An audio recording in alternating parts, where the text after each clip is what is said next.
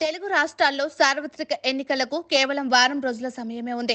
6 రోజుల్లో ఎన్నికల ప్రచారం ముగియనుంది. ఏపీలో పార్లమెంటుతో పాటు అసెంబ్లీకి ఎన్నికలు జరగనున్నాయి. ఈ నేపథ్యంలో అధికార వైసీపీని ఢీకొట్టేందుకు విపక్ష టీడీపీ, బీజేపీ, జనసేన కూటమిగా పోటీ చేస్తున్నాయి. మరోసారి అధికారంలోకి రావాలని జగన్ అన్ని తానే ప్రచారంలో దూసుకుపోతున్నారు. కూటమి తరపున చంద్రబాబు, పవన్ కళ్యాణ్ తో పాటు బీజేపీ జాతీయ నేతలు రంగంలోకి దిగుతున్నారు. తాజాగా ప్రధాని మోదీ సైతం ప్రచారానికి వస్తున్నారు. అయితే ఎన్నికలకు కొద్ది రోజుల ముందు ఏపీ కూటమిలో కీలక పరిణామాలు చోటు చేసుకుంటున్నాయి. సోమవారం రాజమండ్రి, అనకాపల్లి సభల్లో మోదీ పాల్గొంటున్నారు. మోదీ ప్రచారం సందర్భంగా కూటమిలో కొత్త టెన్షన్ మొదలైంది.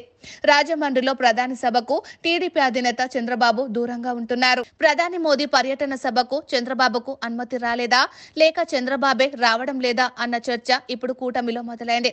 మే 8వ తేదీన రాజంపేట పార్లమెంటు స్థానం పరిధిలోని పీలేరులో సభకు మోదీ హాజరవుతారు.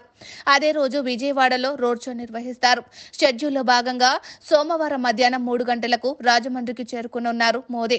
అక్కడి నుంచి వేమగిరి సభ ప్రాంగణానికి చేరుకొని బహిరంగ సభలో పాల్గొంటారు. రాజమండ్రి ఏపీ స్థానం నుంచి బీజేపీ అభ్యర్థిగా పురంధేశ్వరితో పాటు కూటమి అభ్యర్థులను గెలిపించాలని మోదీ కోరుతున్నారు. అయితే ఈ సభకు చంద్రబాబు దూరంగా ఉండడమే ఇప్పుడు హాట్ టాపిక్ అయ్యింది. పవన్, లోకేష్ కు అనుమతి. ఇదిలా ఉండగా రాజమండ్రి సభలో జనసేన పవన్ కళ్యాణ్, టీడీపీ ఉపాధ్యక్షుడు నారా లోకేష్ పాల్గొనేందుకు మాత్రం అనుమతి వచ్చింది. చంద్రబాబు పాల్గొనకపోవడానికి ప్రధాని మోదీ ఆకాశ మార్గంలో ప్రయాణించే సమయంలో మరో విమానం వెళ్లేందుకు ఆంక్షలు ఉండటమే కారణమని అంటున్నారు.